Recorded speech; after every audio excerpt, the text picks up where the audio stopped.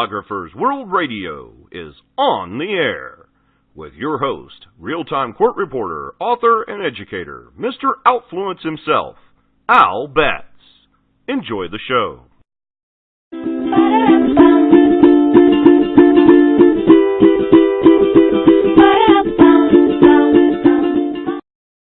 Good morning and welcome to Stenographer's World Radio 2017. Wow, 2017 already. I think this is actually our third year on the air. We did all of last year, and then we did a few months the year before, and so now here we are, still going strong. And we're going to start off this year with a great show.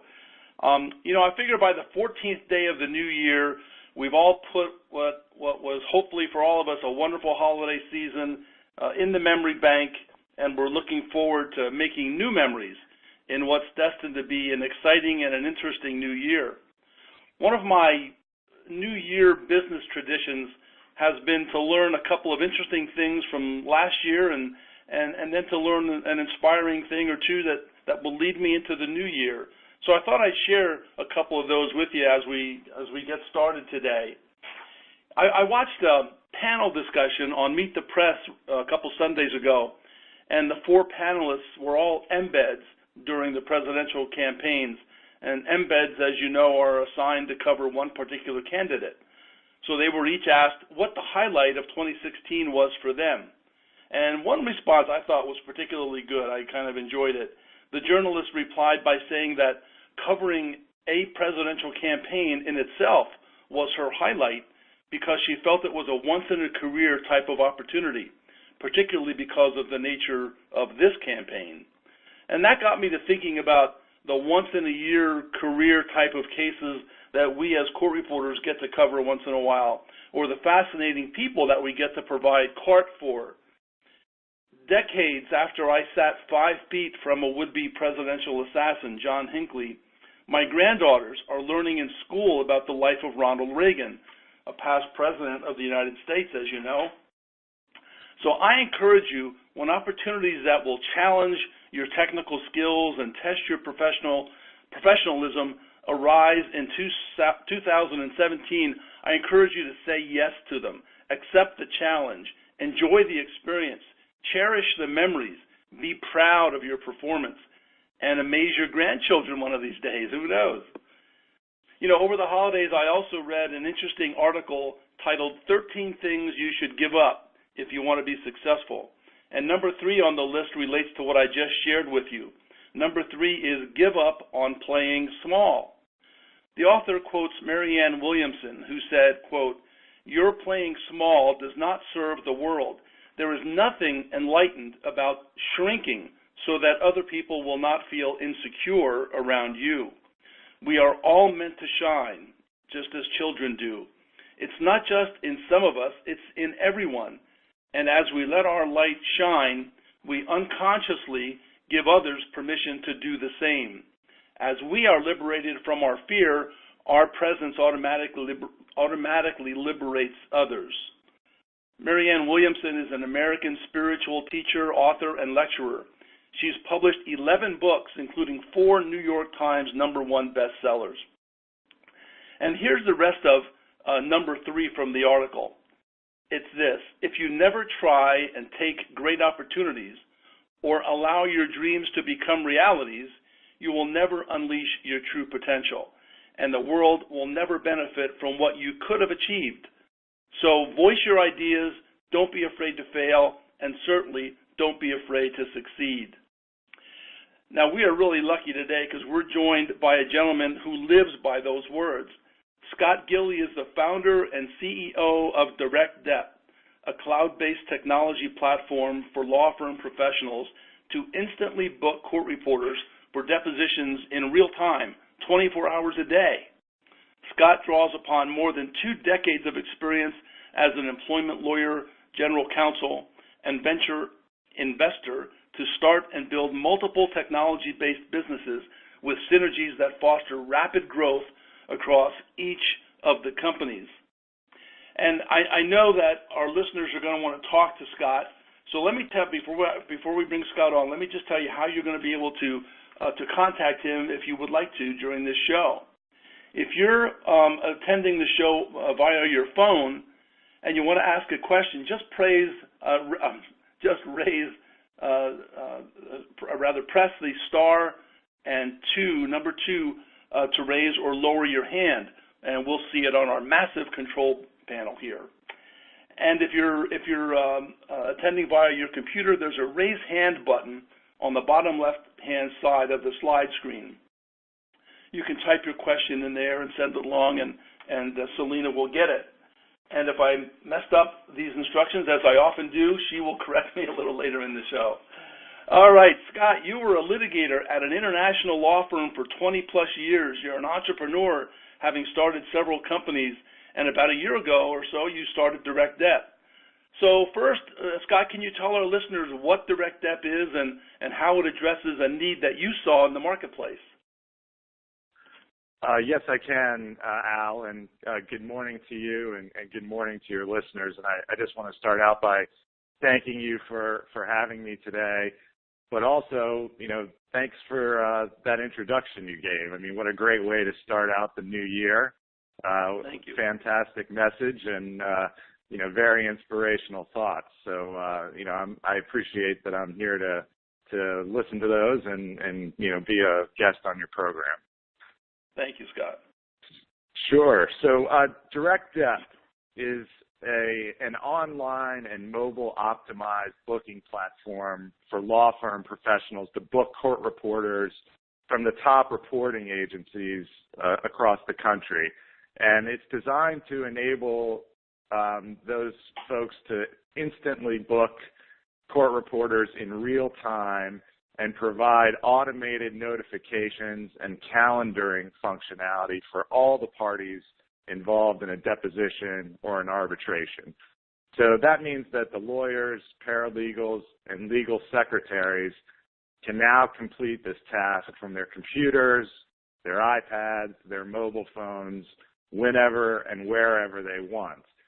And we're now managing the bookings for hundreds of lawyers at many of the best-known law firms and are enabling them to deliver real time and cost savings that they can pass along to their clients. The analogy that I use most to describe DirectDep is open table, if you've ever used that booking platform to make a restaurant reservation. I have. It's very similar. It's like Open Table. DirectDep is seamless, easy to use, and habit forming and addictive in a good way, though. In a good way. Scott, what drew you to do this? What did you see in the marketplace that wasn't happening to your satisfaction or to the satisfaction of a lot of litigators? Yeah, I can tell you that there were two things that, in my experience, I felt the court reporting industry could benefit from. Over the course of 20 years, working very closely with reporters in depositions and arbitrations as a labor and employment lawyer. The first was to simplify and streamline and have a more efficient process of finding the available court reporters who I wanted to work with and scheduling them more efficiently for the depositions that I had. And then secondly, to have more transparency in the quality of the court reporters out there, to know up front, something about the court reporter's background, their experience, their credentials, so that I had a level of confidence when working with them that this was the best court reporter available, and I wasn't until weeks later after the deposition was over and I saw the transcript that I was going to find out whether or not that court reporter was right for the job. It's interesting, Scott. gentleman that I worked for in the Baltimore area, who just recently became a judge, by the way. But he used to tell me that he would travel all over the country taking depositions, and exactly what you just said is what he told me. He said, Al, I never would know until I got back to the office whether the reporter I had working with me that day captured a question exactly the way I asked it, because I had a strategic reason for asking it that way. And, that kind of thing. I just never knew what I was going to get back in the transcript. So that's got to be, as you kind of stated, that's got to be a nerve-wracking thing for a litigator to spend all that time and all the client's money preparing, and really the most critical part of the whole process is what is on that written page isn't accurate. And so I love and just to be upfront with our listeners, I signed on with DirectDep myself and our company very early on. So I'm a follower of the program for sure. But I love the fact that a purchaser of court reporting services goes on the platform, and the first thing they see is a picture of the court reporter and the reporter's bio. And so, as you say, they know exactly what they've done before, and going in whether that's the right person for the job. So I think that's terrific. No, thanks, Al. I agree. I mean, to me, it was something that, and as your interaction with your colleague supports, that it's something that many lawyers desire and feel is a need that is not being met in the industry, and so that was the motivation, a large part of the motivation in starting DirectDep and launching that into the marketplace. Yeah, I don't know the number of states that are the way we are here in Maryland, for example. We are not a state that requires its court reporters to be certified. So anybody can walk into town here, anywhere in Maryland, and set up shop. And so really, you truly don't know what you're getting. So it's very important. As you talked about, Scott, DirectDep addresses the needs of those engaged in litigation. And just for the record, so to speak, it does not address reporters who are engaged in captioning, for example. You're not involved in anything other than litigation, right? Yes, you're right. At this point, DirectDep is focused on the litigation marketplace. And we launched in this market because I know this market best, having, as compared to, say, captioning or other reporting segments, because I've spent 20 years working with court reporters in the field. I would love, and I do foresee, a point in which we could move into captioning as well. And I've just begun talking to some people like Steve Zanone, the former NCRA president, and others, to try and begin to learn more about the captioning marketplace, because it is very different from the litigation market. But we still have a lot of work left to accomplish in the litigation space, and are really fully engaged in building a successful business in that market right now. Sure, I understand. We talked a little bit about what the attorneys are looking for, the litigators need in terms of selecting a reporter. For those of us who have been engaged in litigation reporting for the past 20 years, we've seen a lot of non-reporters enter the court reporting marketplace. It has not always been a good experience for the working reporter. However, as a working reporter and a firm owner myself, as I said before, from the moment I heard your presentation, I could see the big picture. But if you could tell us, Scott, from your perspective, what is the big picture of the DirectDep platform for the working reporter? How is it, in what ways is it going to benefit them? Sure. I mean, I can tell you that the development of non-reporters entering the industry has not always been a good experience for the lawyer either. So, from my perspective, though, looking at the big picture, what DirectDep seeks to do, and I think does do, is foster an identity between the working reporter and the lawyers he or she is working with day to day. When there is a relationship there, a strong working relationship between the two, both the deposition experience inside the room, the deposition room, as well as the end product, the transcript itself, are far better in my view. And this in turn promotes greater loyalty to the court reporting agency, which is good for all stakeholders in the relationship. The lawyer and her client, the agency and the working reporter all benefit when there is that strong working relationship.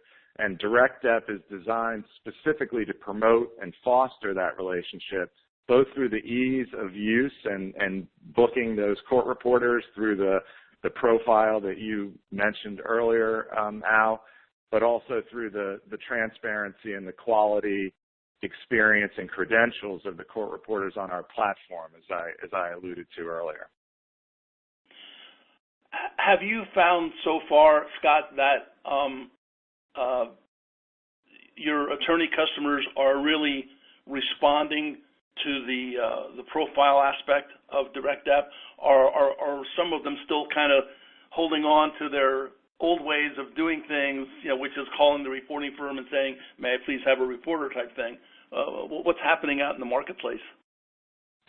What we're seeing in the marketplace is really, I'll refer to two components. One is, the feedback that we're getting from users of DirectDep. Once they've gone on to our platform and experienced the process of using it to book their court reporters and manage their deposition schedules, the feedback on the individualized court reporter profile, within the agencies that are on our platform has been very, very positive. I mean, just the concept as simple as a photograph of the court reporter alone is something that I can't tell you the number of times lawyers and paralegals have come back and said they really just like that. They like to know and have a mental picture of who's going to be walking through the door. So the feedback has been very positive. The second thing we've seen is in the actual usage data. And that also has been very positive, and in that we are in excess of 85 to 90% reuse rate, if you will. So a law firm professional who uses DirectDep once, 85 to 90% of the time is coming back and using it multiple times for booking, on a continued basis. So that data tells us that the market is receptive to this concept and, in fact, embracing this concept. But it's like anything else. It is a new way of doing things, and it takes a tremendous effort on our part to sort of constantly be in front of these law firms and these law firm professionals to promote the DirectDep platform and the court reporting professionals who are on it, and the agencies that have, like you Al, and your firm sort of had the courage to try something new, and much in the way you introduced the show, not shrink from sort of an unknown and a new way of doing things, but actually give it a try and see how it can benefit your business. And so, like anything new, we have our starts and stops and our ups and downs, but both the feedback that we're getting and the data usage, on data on usage is encouraging to us and really reaffirming our commitment to make DirectDep the sort of go-to scheduling platform for the entire industry. Yeah, I just know from our experience and the reporters that we've talked to about joining the platform, they're very excited about it, and they really like like the way this is coming about. I don't want to get too far into that, but they really have been fun. Yeah, that's great to hear. And I think part of what we've tried to do, and again, this is based on my own experience in large part, but a lot of due diligence and effort leading up to the launch of this, where we've tried to sort of replicate as much as possible, how this is done now behind the scenes, if you will, and just make what works in the industry and the court reporting profession more efficient, more seamless for the law firm professional. So I'm glad to hear it's receptive. It's being well received, and that certainly was the idea, to work very closely hand in hand with the agencies and court reporters out there. Sure. Scott, just for the benefit of some of the newer, if you will, court reporters that are part of stenographers' world, who maybe have not had a lot of experience yet with complex litigation, can you talk a little bit about because complex litigators, that's the focus of DirectDep, and what do attorneys who are practicing complex litigation expect from their court reporter, just in terms of their performance? What do they want to see from that court reporter? Some of it's pretty obvious, but there may be a few things that your insight will tell us. Yep. Well, I would say fundamentally they want to see professionalism. And that's not as simple as it sounds, because we all know that professionalism is a broad and pretty all-encompassing concept. And true professionalism takes an immense amount of work to achieve. But I would say, what attorneys expect and are looking for in terms of professionalism, means first and foremost competence, and competence in both the old and new aspects of your work, which is, part of the challenge. They expect mastery of, sort of the basics and the way things have always been done, but they also expect, working familiarity and knowledge about, new technologies and new aspects of what you do as reporters. I think it also means collegiality, in that reporters should see themselves as an integral part of a legal proceeding, and having a collegial approach toward the lawyers that you're working with, and also I would say the ability to maintain composure, which is part of being collegial in my view, maintaining composure under what are very often sometimes stressful circumstances inside that deposition room. And I guess finally, it also means, a level of respect, and both giving respect to others involved in a legal process, but also commanding respect for yourself, in the manner, and that's done in the manner in which you handle the job, and project self-confidence. I think those things are immensely important, and when lawyers see them in the court reporters they work with day to day, it just reinforces the immensely important role, in my view, that court reporters play in the legal system. And I think that is a way to foster success in the profession going forward. Well, those are great great comments, Scott, and really helpful. And thank you for saying what you said. I'll just share a real quick story here, Scott. I got to tell you this. About 3 weeks ago, I was in a deposition, and it got to be very heated. And one of the attorneys intentionally for about 5 minutes, literally 5 minutes, continually spoke over the other attorney. Every time the other attorney would begin to question, this attorney would say something, and terrible stuff. I mean, really terrible things. What does a court reporter do in a situation like that?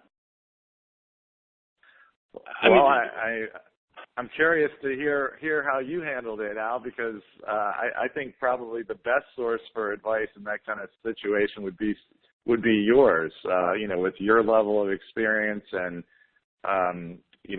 having seen all that you have in your career, I'd love to hear how you handled it, and I'm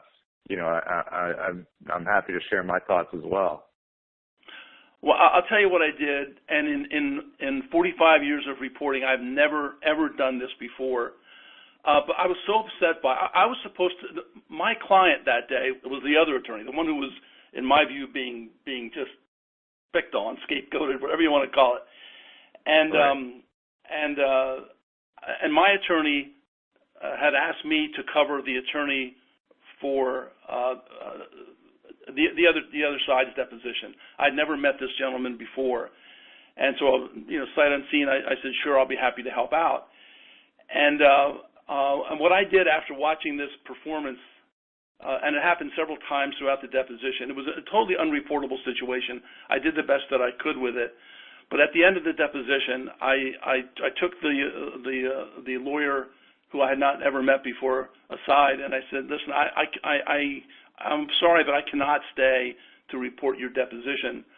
And I told him I thought what he had done was really unprofessional and uncalled for, and I just didn't want to be a part of that. Plus, it was dangerous to me from my health standard, trying to be in that situation. It was so tense. I could feel my arms being pained by trying to have to write something that was just not writable. And that's how I handled it. I've never done that before. I hope I did the right thing, but I just thought what he did was absolutely unprofessional and just terrible. I mean, did I do the right thing? Yeah. I think you did. I mean, I think that, unfortunately, and sometimes more often, than we would like, certainly more often than we would like, you do come across unprofessional conduct between lawyers, in a setting like that. And, I think you did handle it exactly right. And by that, you did your job, which was to report, and create a record of what was happening in that proceeding as to the best of your ability. But, you also acted as a professional, by expressing your feedback in a constructive way so that, hopefully the lawyer that was kind of abusing the process here intentionally to try and gain an advantage, may have learned a little something about, seeing that conduct through someone else's eyes. And, again, I think that contributes to the profession, in the role that court reporters have an opportunity to play, that you were willing to, express that feedback in a constructive and a professional way. And, hopefully, that reduces the incidence of this kind of conduct so that, others do not have to confront it, when they're working jobs. Yeah, I'll just close this little segment out, Scott, by saying that after I said what I said, the guy looked at me and kind of laughed and said, "I don't care what you have to say." That's what he said. So if that tells you anything about what we were dealing with that day, I mean, it was just in 45 years. It does. It does, and it sounds like you made the right choice in declining that next job with that lawyer. But it's unfortunate, and unfortunately, it's not a perfect world out there. No, it's not. But I appreciate what you said, and I appreciate the support. So. Absolutely. Okay. let's see here. You know, this is the question, and I don't know whether this is fair or not, but when you were engaged in your due diligence and you were talking to attorneys about your concept and dealing with court reporters, were there any things that attorneys told you about things that they either liked about what court reporters did in their performance, or things that they didn't like, or whether it's in the court reporter performance or in the whole scheduling process? What were the things that they did not particularly care for in the process of scheduling a court reporter? You're asking me to reveal all my trade secrets, Al. You know, I can't. Well, don't do that. I don't want to be unfair. Don't do that. Don't do that. No, Don't do that. I'm just kidding. I'm just kidding around. The road leading up to launching DirectDep was 2 years in the making. So 2 years of the type of due diligence that you're describing, design and development of the software, which, you know, as an agency owner, Al, yourself and others who may be listening know that, you know, scheduling alone is an incredibly complex process, and, you know, takes an immense amount of attention and time on the part of agency owners. And, you know, we're certainly not able to replace, and that's why our platform does not seek to replace the critical role that an agency plays in this process. You know, but you know, given that level of complexity, it's taken a lot of time to design and develop the software to try and facilitate and advance the scheduling process to the degree that we do in support of the agency and the individual reporter on the one side and the law firm on the other. But all that testing and feedback in the marketplace, you know, was tremendously educational for us and was a great learning experience. We're still learning today. It's kind of hard to boil it down, but you know, but I would say, you know, what they, you know, one thing that lawyers liked about the court reporting marketplace now, you know, is you know, sort of consistent with what I described, which is, you know, working when they work with a, you know, court reporter who's working at the top of their game, you know, that experience alone is something that, you know, they really like best. I mean, they just, you know, the whole experience of taking the deposition right through to having a clean, you know, well-recorded transcript of what happened in that room, and, you know, the strategic judgments that lawyers were making in preparation for that deposition, you know, in how the questions were being phrased and, you know, the approach the deposition was being taken. When those things come through in the end result, you know, that's just something that attorneys loved, and they sort of reflected on that in the feedback and due diligence that we did, you know, with almost just an excitement in their demeanor when that happens. They really light up. And, you know, I guess what I would say they disliked most was just the other side of that coin, and which is, you know, having a court reporter who does a poor job, either because, you know, in the deposition room, they, you know, just were not engaged and, you know, were not, you know, on their game, as well as, you know, when they get a transcript back with omissions and errors, you know, that I would say is what they dislike the most about the process. And it's probably obvious, those things, but they reinforce, you know, again, one of the fundamental principles of what we're doing in DirectDep, which is, you know, trying to minimize those negative experiences and reinforce the court reporting agencies and individual court reporters that they have those positive experiences with, so that they, are loyal to them and come back to them over and over again in their jobs going forward.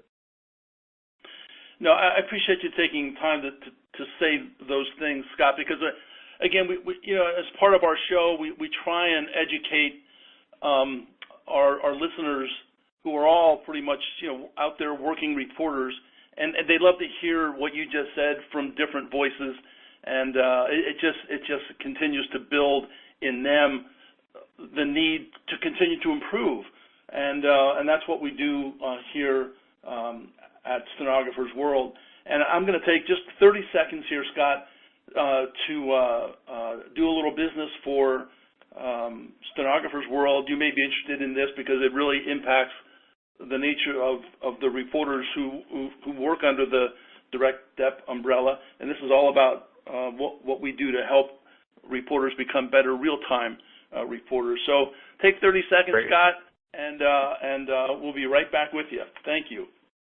Absolutely. All right. Do you want to be more marketable, and do you want to increase your income? How, you ask? How do you do that? Well, it's real simple. It's all about writing real time. Now, to some, it may seem scary at first, and I can certainly relate to that myself. I remember back in the early days when I first started to write real time.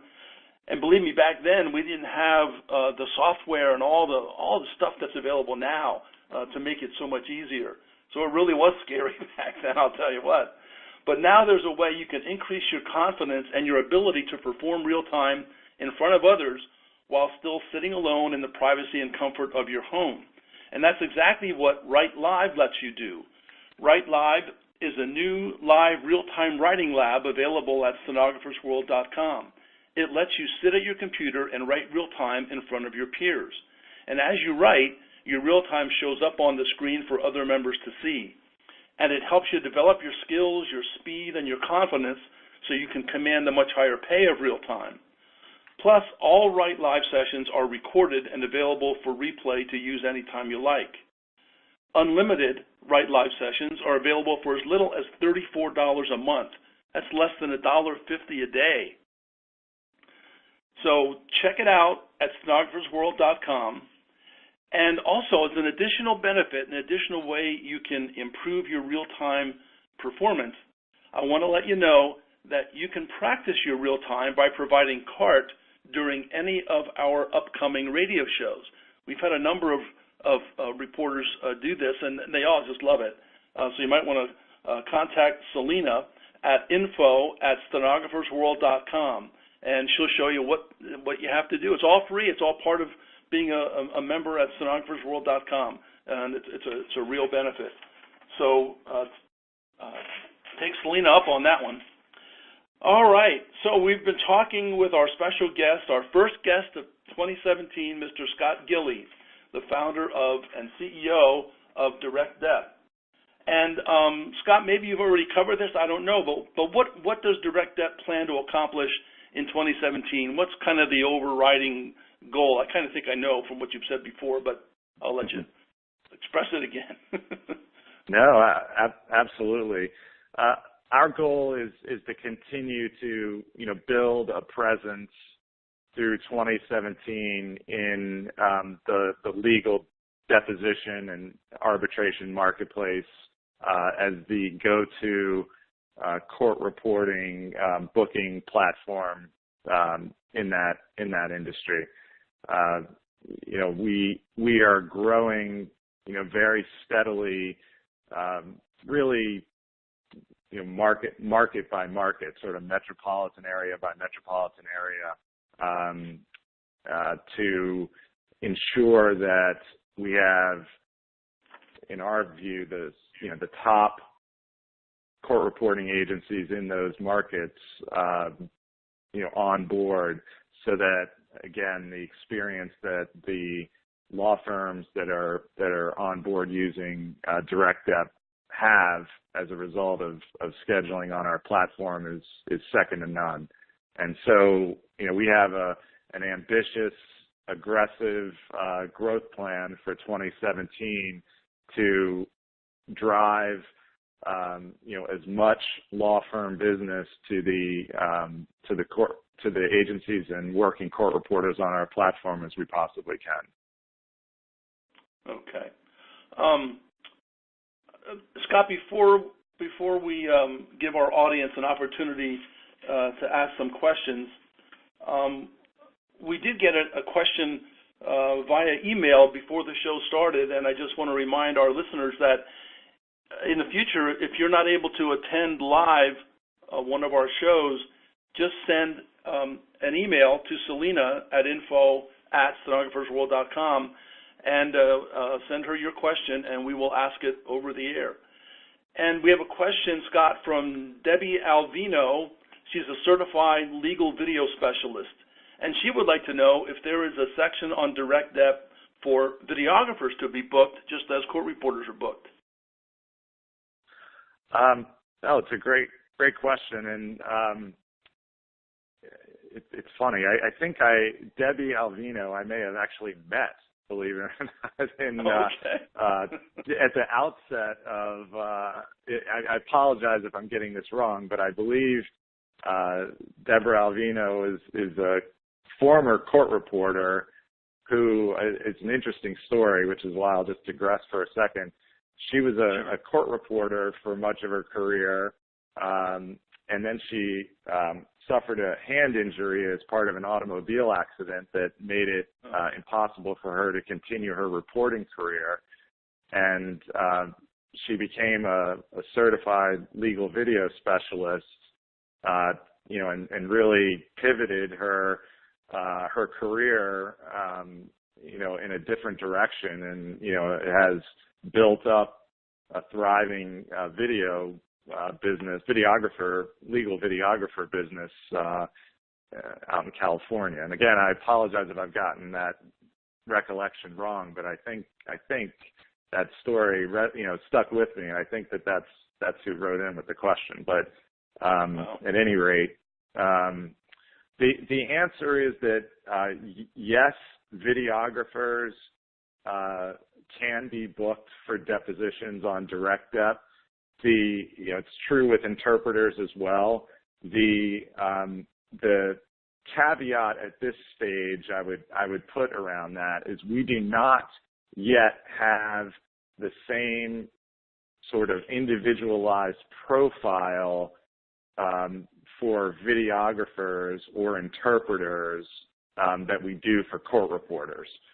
So videographers and interpreters can be booked as part of the DirectDep platform for a proceeding, but the profile where the attorney is making more of an individualized choice is not in place yet. They're getting booked through the agencies that they already work with who are on DirectDep. So it's a great question, and something that we're very interested in building out the additional functionality to sort of replicate the profile system for videographers or for interpreters that we have in place for court reporters. Particularly now that we're starting to get feedback like this from Deborah that's of interest to those professionals as well as the court reporters. Great. Selena, would you like to jump in here and maybe wish folks a Happy New Year, and also if you have some questions there, that would be great for Scott. Hi, Al. Yes. Happy New Year, everybody. Let's see here. If you guys have any questions and you are listening in on the webcast, there is, if you scroll down, there's a submit your question here for the event. It's right underneath Al's picture. And just type in your question and your name and your email address, and I can ask Steve your question. Not Steve, I'm sorry, I was reading someone else's question. Scott, that's okay. Your question. Someone wrote in something, and yeah, his name was Steve. Anyway, I can ask Scott your question direct. And if you're calling in, just hit *2 on your phone, and you can ask Scott your question directly to him. I do have a question for you, Scott. How do you like court reporters to handle interruptions? Like if you're following a real-time feed, do you notice when there's a lot of false starts? Do you appreciate when the court reporter jumps in to, if they're talking on top of each other, so that she makes sure that they're making a good record? Or do you prefer the court reporter to stand back and just write what she hears? Or how do you appreciate a court reporter to handle situations like that? I appreciate a court reporter interrupting when necessary to get the record, that court reporter is there to transcribe, particularly in situations where participants are talking over each other and the deposition starts to go a bit awry. I very much appreciate a court reporter interjecting and sort of putting the proceeding back on the proper rails, and enabling that court reporter to do their job of taking down an accurate and complete transcript. And I think most lawyers do. I think where sometimes interruptions are not as welcomed is when it is in relation to things that maybe can be clarified at a break, for example, certain terminology, or someone uses an acronym.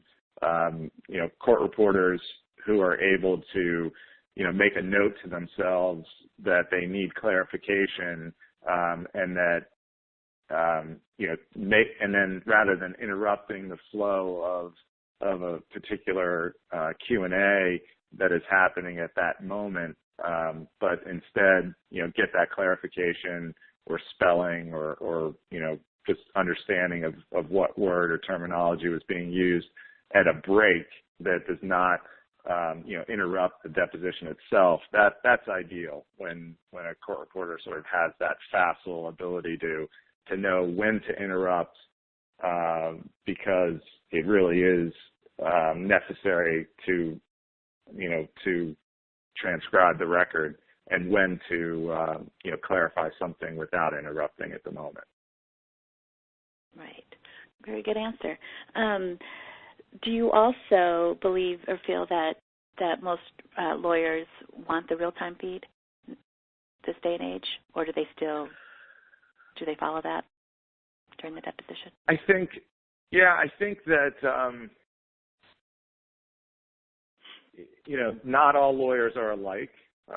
Some like the latest technology and some don't like technology at all.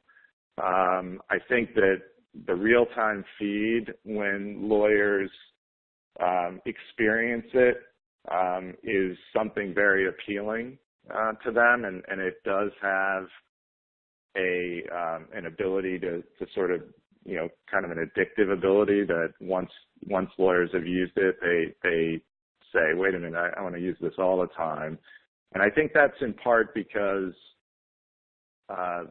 when you're looking at a real-time feed of a transcript and seeing in black and white how a verbal exchange looks on paper, it sometimes can be a bit different from how it sounded to your ear as, the person there engaged in that Q&A. And so to be able to kind of check what you heard against what you see and go back and clarify something on the fly, or get the answer to be a bit more precise or pristine, now that you've sort of glanced at it in black and white on the transcript page through the real-time feed is very helpful.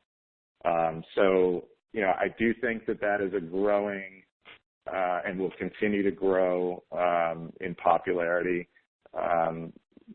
technology. But again, not all lawyers like that, and some lawyers just like the old-fashioned way. Right. Okay. Steve wrote in a question and says, do you appreciate the fact that a real-time reporter or a non-real-time reporter has a digital backup?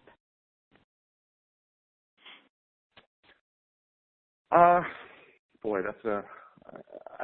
I guess so. I mean, I don't know that a lawyer is thinking all that much about, having the digital backup until something may go wrong, and then, having that digital backup could be, very helpful, to avoid a catastrophe. So I do think, so I guess I would appreciate it from that standpoint, but I would say that, sort of day to day, that's not something that necessarily is on the lawyer's mind, when they walk out of a deposition proceeding, that they're really cognizant and consciously taking note of the existence of a digital backup. That's my view. Right, they pretty much have confidence in their court reporter. That's what I think. Correct. Okay. Exactly. That's first and foremost. Right. Also, does DirectDep distinguish between the real-time reporter and the non-real-time reporter when in scheduling? Do you push for real-time, or is that not what you're looking to do? We do distinguish between real-time and non-real-time reporters.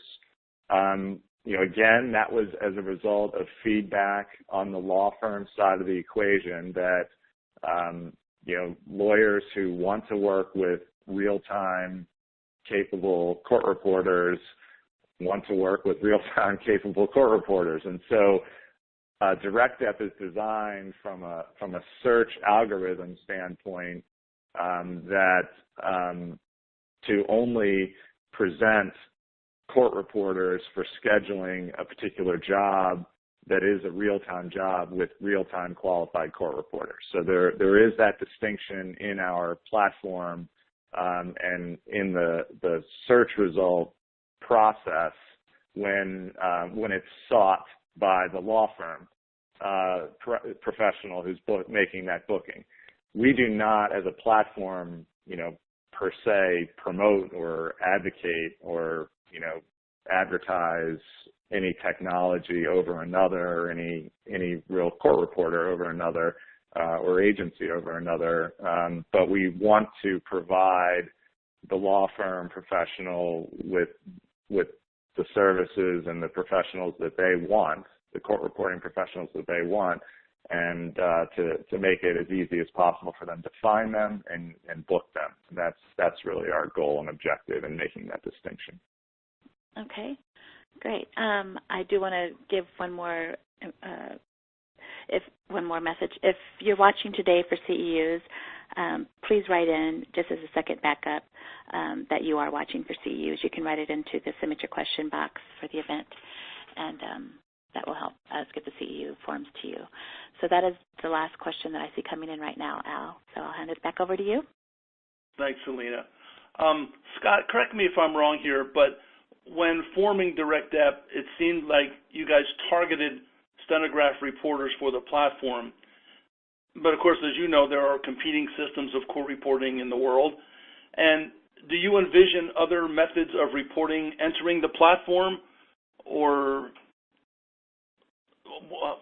what's your take on that? Sure.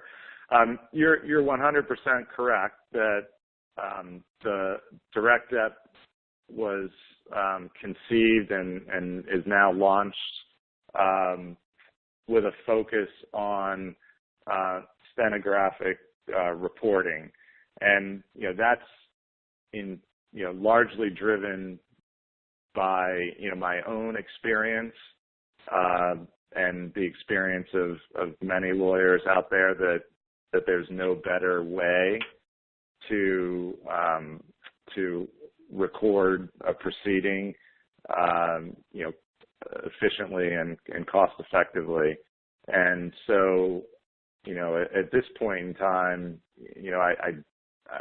that is our focus, and that's what I envision remaining our focus, because that is the best method out there in my own experience, and I think most other lawyers for creating an accurate transcript. But who knows what the future holds, of course, as they say. But I haven't seen evidence that there's a better method out there, and we're focused on providing, as I said, what the law firm consumer of these services wants, and right now that's stenographic court reporting at as high a level as they can find. Great. Well, for this audience, Scott, I think that's a wonderful answer. So you have a lot of new friends with that answer. No, but that's obviously what the way you were headed, and I think from all of us who are in the field, that's as you said, at the highest level, that's what people want, and that's where the technology seems to be most effective right now. But as you say, who knows what the future is going to hold? So. Yeah. No, I think it's a very, very interesting industry. I never have a meeting with investors, for example, or others outside of this industry who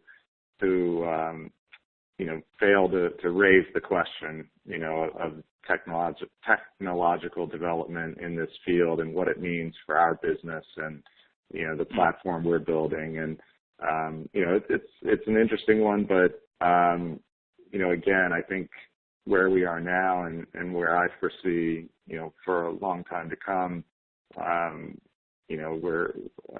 think that the top quality stenographic reporter is the best means of accomplishing what needs to be done in the legal field. Sure. Scott, I have one final question for myself anyway, and this is because I'm a sports nut, and I noticed that you were the captain of the Harvard basketball team, and I'm sure you follow them closely, especially since Tommy Amaker, the former Duke great player, arrived on campus about 10 years ago as the head coach. And so I'm kind of wondering, how does your experience as an athlete support your business? And what did you learn from athletics that helps you through tough times in your career? I think a response to that will really benefit all of us. Well, I appreciate you asking the question. Yes, I do follow them very closely, and in fact, I'll be back on campus in a couple weeks for our alumni weekend.